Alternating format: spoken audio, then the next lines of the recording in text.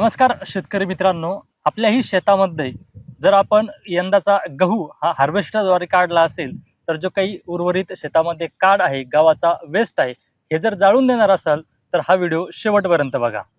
आपण ज्यावेळेस हा काड जाळून देतो तर यामुळे मोठ्या प्रमाणामध्ये प्रदूषण होतं आणि परिणामी नैसर्गिक हानी होते. मात्र ही हानी टाळत आपण जर या काडावरती युरिया प्रक्रिया केली तर यापासून एक दर्जेदार असा चारा आपल्या जनावरांसाठी तयार होऊ शकतो. सोबतच या काडाला आपण जर रोटावेटरच्या मदतीने जमिनीमध्ये एकजीव केलं आणि त्यावरती नांगरट केली तर यापासून पुढील हंगामाच्या पिकांसाठी एक दर्जेदार सेंद्रिय खत तयार होऊ शकतं. सोबतच जमिनीचा सेंद्रिय कर्ब वाढून आपल्या पिकांचा अधिकाधिक उत्पन्नामध्ये फायदा होऊ शकतो. तेव्हा हा उपाय आपण नक्की करून बघावा. सोबतच असे काही उपाय किंबहुना अशी माहिती जर आपल्याला सविस्तरपणे जाणून घ्यायची असेल तर आपण आजच lokmatagro.com या वेबसाईटला भेट द्या. त्यासोबतच आमचे इंस्टाग्राम आणि फेसबुकवरील पेजला फॉलो करायलाही विसरू नका. रवींद्र जाधव शिवरकर सह lokmatagro.com.